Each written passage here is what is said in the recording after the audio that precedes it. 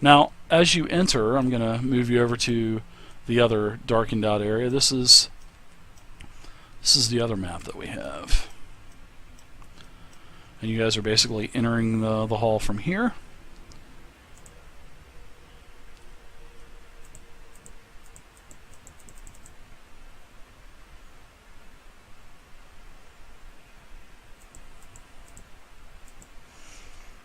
And I'm going to basically just give you, and now the halfling, he pulls out of his, out of his pouch. He gathered up his things as they were on the table. He kind of gathered his pouch, and old Rendil, he pulls a basically a scroll out of his bag, and he says, this map is for you. This is the map of the 7-pillared hall.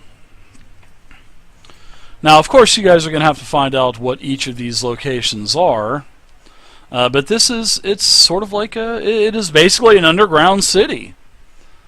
I mean, you can see trade, you can see mixtures of all races. You can see, you see dwarves, you see a couple duergar, you see drow, you see, humans, you see deep gnomes, you see, all the races, all intermingling here. You see lots of different storefronts too. Now, where you came in is from the Road of the Lanterns, and this is the entrance up here at number 1, correct? That is the entrance to the 7-pillared hall. Fried Dumpling, that is a great frickin' name, man. That is a great name, Fried Dumpling. Is there anywhere obvious that we can unload this armor and these weapons real quick? Sure there is. You can, and I'm sure you're probably asking the halfling, right? Yeah. Probably asking Rendil. Let's see. You could probably take it to. You could probably take it to Gendar's Curios and Relics. He does a lot of dealing in armor and equipment, and also probably you might be able to take it to the, I don't know if the Deep Gem Company would buy anything. They may melt all that stuff down. It does seem like it's metal, but there's two places in town. Yeah, we have business with Grendar anyway. So. Oh. He's quite the usual fellow. He points over towards the east, and he marks number 15 as being Gendar's Curios and Relics. Now, I'm going to give you guys a handout in the Sunday game handouts down at the bottom. I'm going to give you this. And I'm going to give you another handout also that has this again, so if you want to check it out, if it's not up, there you go. I'm also going to give you the 7-pillared hall handout, which is here. Now, the 7-pillared hall, everybody is able to edit it, so all players can, you all have the edit button on there, so you can all edit it. If you want to write down whatever you guys want to write down about each key location, then go for it. So yes, number 15 would be Gendar's Curios and Relics, and Rendil he says that Grendar is a very unique individual.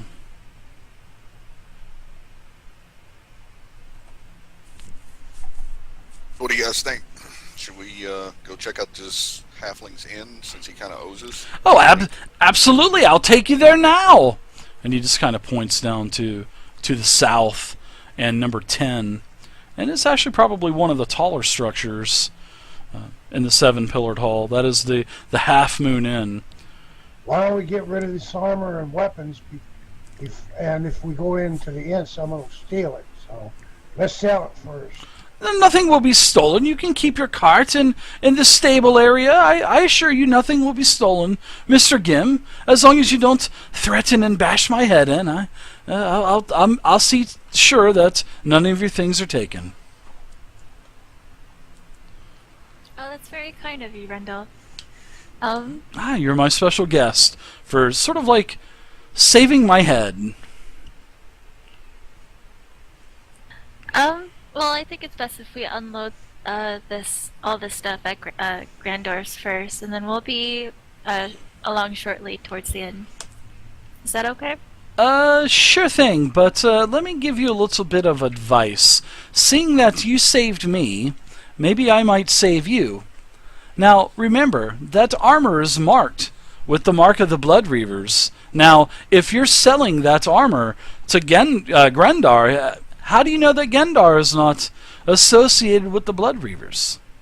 So, the choice is up to you, Ren and Gim and everyone else, but we'll see that good point. I just paid you back one there. Okay, how about we cover it up? Well, that's up to you. They still may be able to identify it, though, Gim. No, Yeah, they're going to inspect this, the goods before they buy them.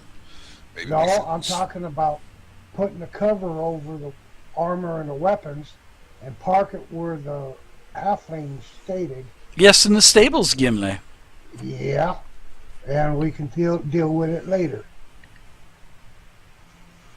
And also I will find out. If there is anyone here that is looking to buy scrap metal. So I will also do a little searching for you as well, because you seem like a legitimate adventuring group, and we do welcome here at the Halfmoon Inn, and it's always nice to see fair adventurers come in instead of these nasty drow and duergar visitors that we always get. No offense, but usually they walk away with half of the inn. As long as you keep your mouth shut, I like you. Well, I appreciate that, Gim, and I'm. Lord knows I'm not trying to get a worm all smashed up on my head, sir. You'll have plenty of time to smash things out into the caverns and the highways of the labyrinth, I assure you.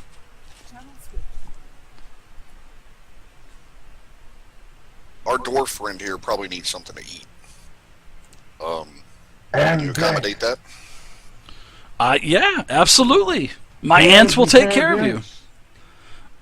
I will give you more than that. You've saved my life, so I will give all of you free drinks, free room for as long as you.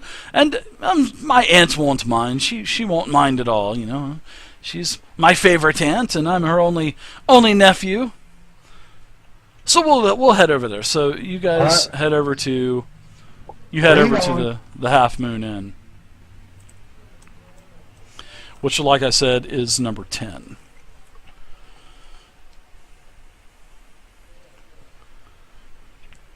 So as you get to the Halfmoon Inn, this is a very large building, probably one of the largest that's actually, like I said, in the 7-pillared hall. And you can actually count the 7 pillars on this map. I did that earlier, a couple of weeks ago. I was like, there are actually 7 pillars on this map, so pretty cool.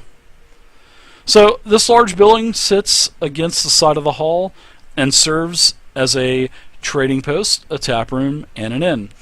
The halflings of the Halfmoon family run the place, stocking a variety of foodstuffs and other goods obtained from Halfmoon posts and neighboring lands. So, you guys can pretty much pick up anything that you want, basic adventuring stuff, not weapons or armor, nothing like that, but basic adventuring goods. They've got you covered. They have everything here. What was the halfling's name, Dave? Rendil Halfmoon. Rendil, Rendil Halfmoon. And his aunt is Era, E-R-R-A. Era or Ara, however you want to say it, don't matter to me. We can call her Era, I don't care. Well, according to the standard abridged dictionary, it's supposed to be pronounced like this, David. Oh, it's coming, I can see it now.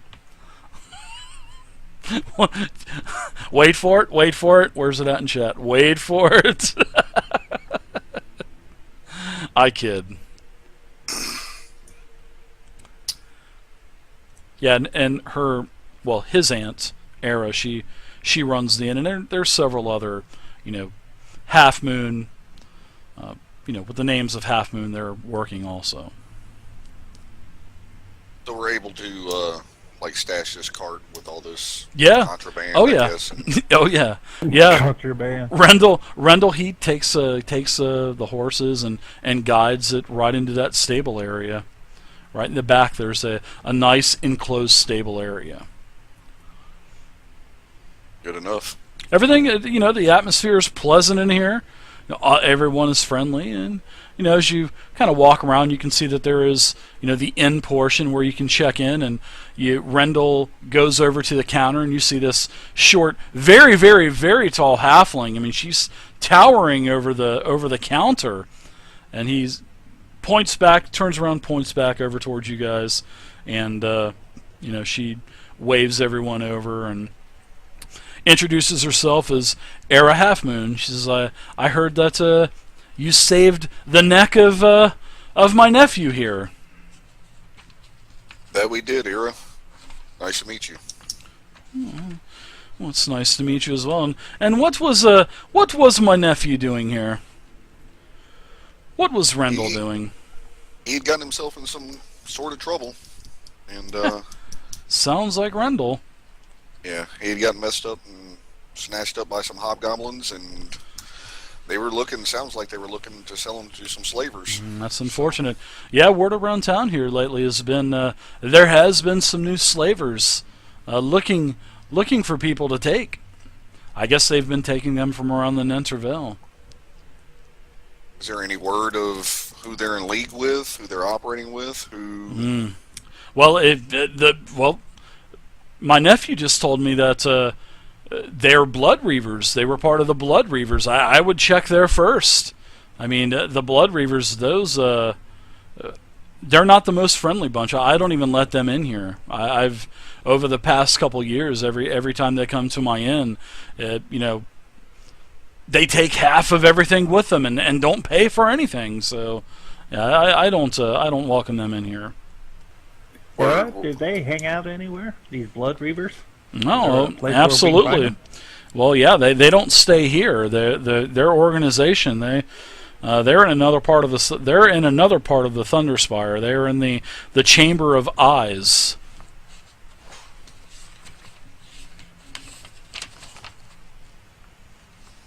Thank you.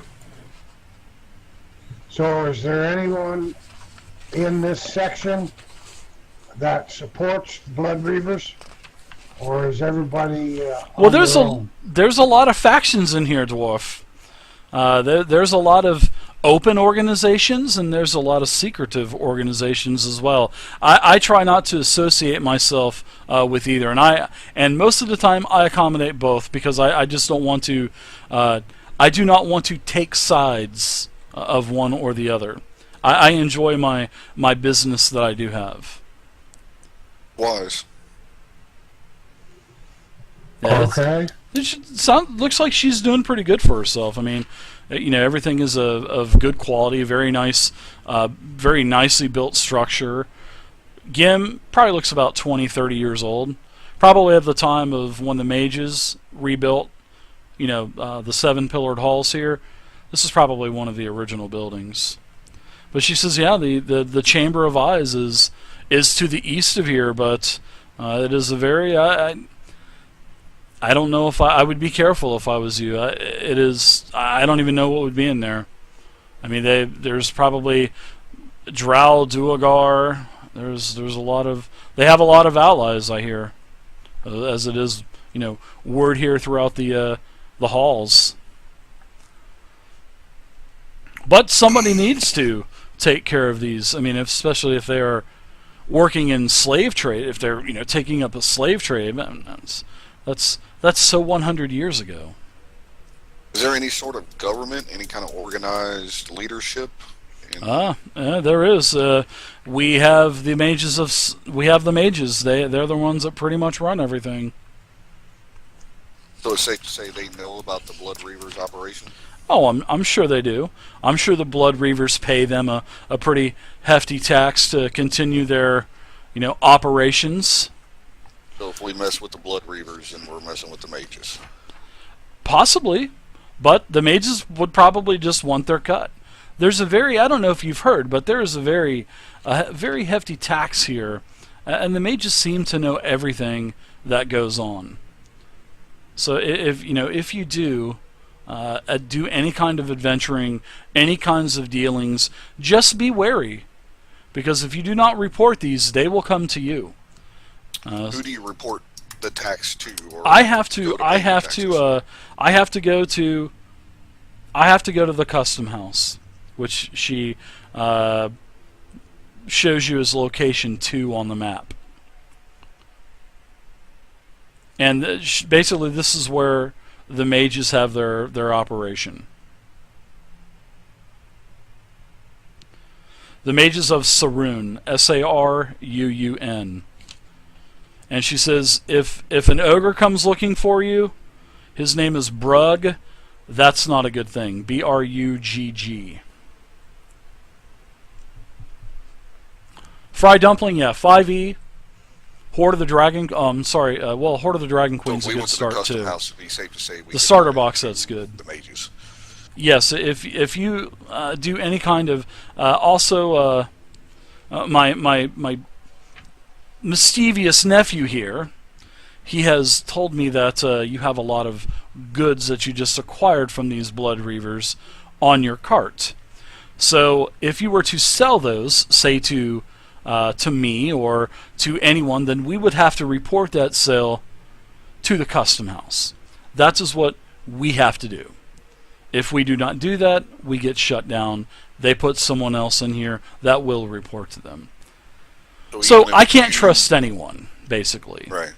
But if you were to buy these goods, you would have to report that?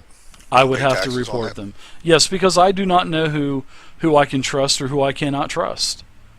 I don't know if I could trust you. I don't know if you are secret agents of the custom house. I don't know if you are trying to set me up. I have no clue about that. So I have to cover myself. That's understandable. Well, do you think we could get something to eat and rest up? I know I need to rest absolutely. Up. Yes. Anyone that is a friend of my nephew Rendil is a friend of mine, and I will take care of your expenses. I will take care of all of your the cleaning of your clothes, your dinners, your breakfasts, your drinks. And then she looks at the dwarf. As long as you don't drink me out of business.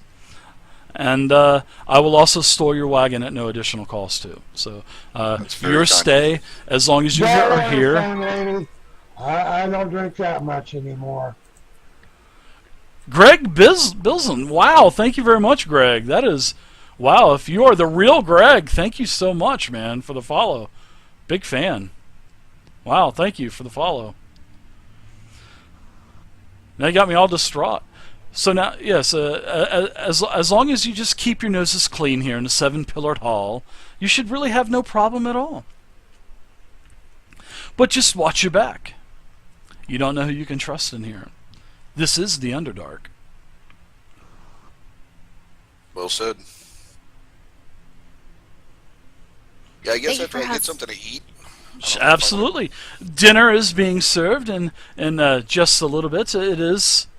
it is past dark, even though we don't see the sun anymore down here.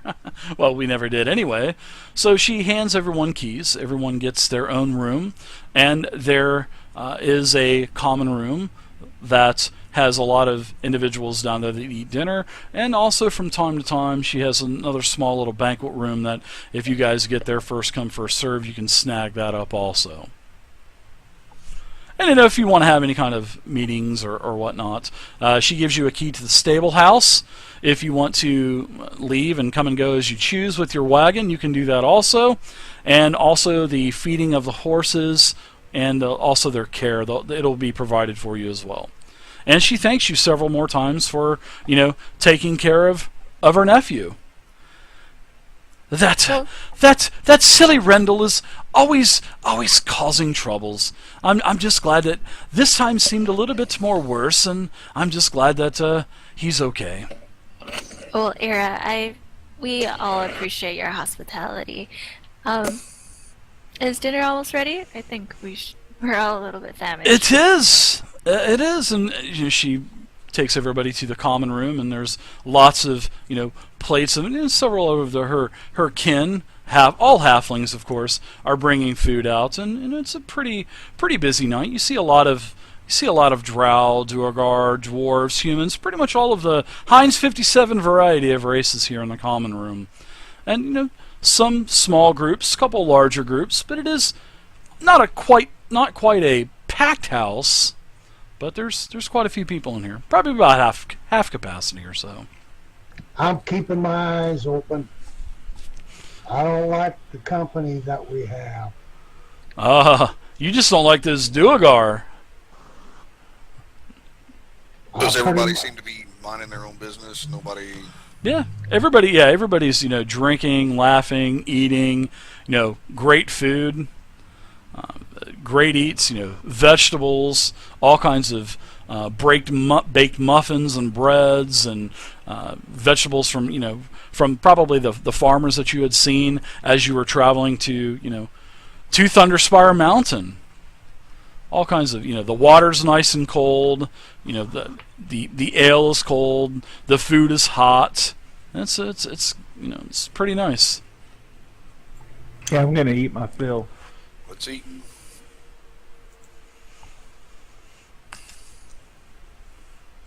Don't shovel food in your face. Chew before you swallow. That's what Era tells you. She comes over. Now make sure everybody chews their food nice and good.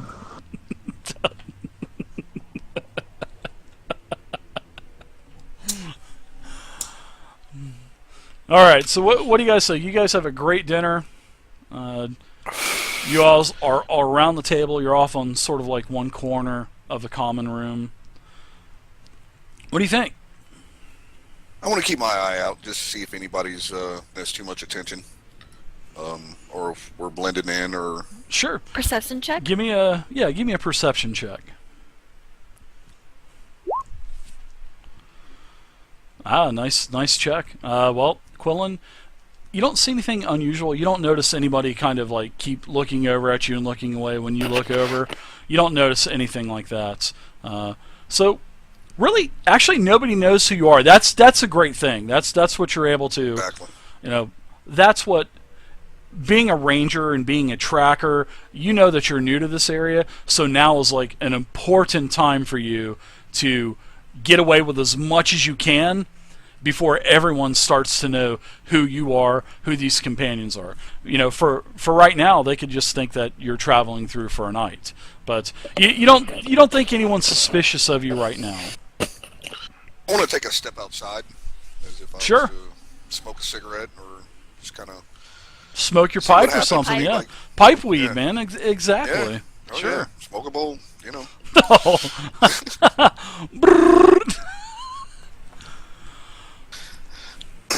So you go outside. You had a good meal. You guys can go up to your rooms or whatnot. Everybody has their own. Everyone has their own living quarters. I'm going to clean out. Reese Stingray, thanks for the follow. Also, Greg, also thanks again for the Nasty follow, man. Hobgoblin Thanks, steak. Greg. Of course they do, Gim. So what else is everybody doing? Crasher, Farland, Ren, Gim. Just to let you know, I don't see anybody on the cams, and the message on all of theirs is the stream was unable to connect due to a network error. Yeah, you're just gonna have to turn it off and turn it back on your little cogwheel settings in the top right-hand corner, Gim. You'll just have to turn it off, turn it back on. Crasher, Ren. I think I'll just go and clean up for the night and head to bed. Okay, all right. I got a plan. Sure, I'd like to do Farland. for next hour or so. Get out of sight. Won't be too hard. So you basically go to your room. No, I'm going to go outside. I'm going to do a little investigation on the number 2 house, the custom. Oh, sure. This. Once I get to the Sure. stables, I'm going to go incognito, cast invisibility, and just hang out around that constable's house and see if I can see anybody go in, hear some conversation, just do a little spying. on the place. All right, so let's see. It'll last up to 1 hour. Right. Now, you do know that when you are invisible, you're going to have to be wary of creatures with true sight. So you would know that anyway, as being a wizard and a one with magic and evocation, you would know that you would have to probably look out for things with true sight. And also, you're going to have to be very careful because your footprints will still show, they'll still hear you walking, they'll, be able to feel you walking by them and whatnot. So when you're invisible, it's just not like an MMO. Poof, you're invis.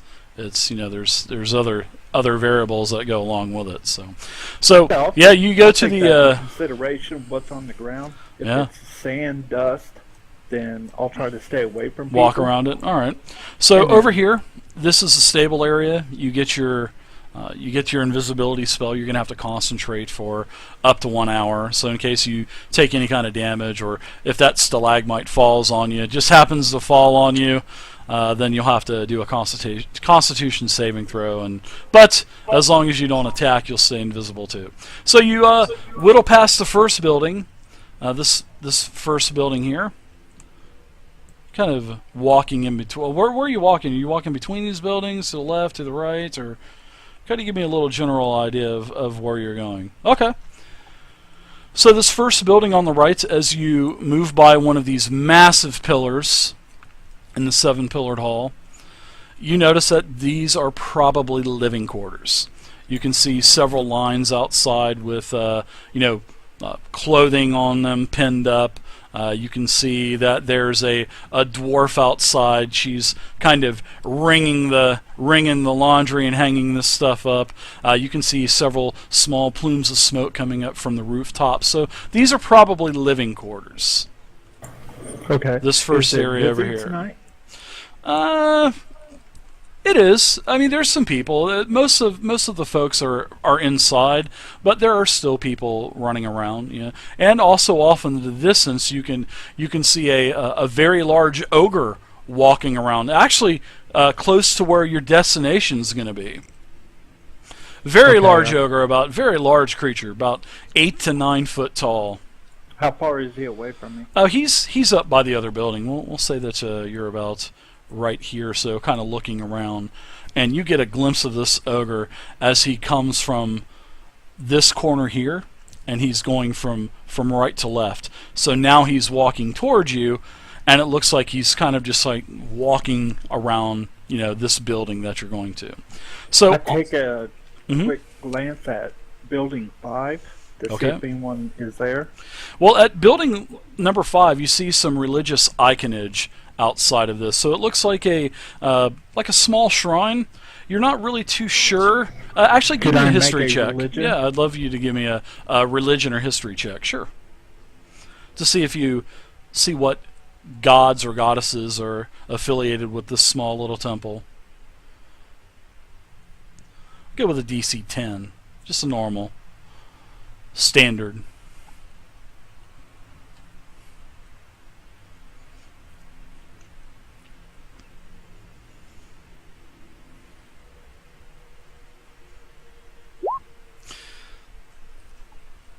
Wow, what was that there?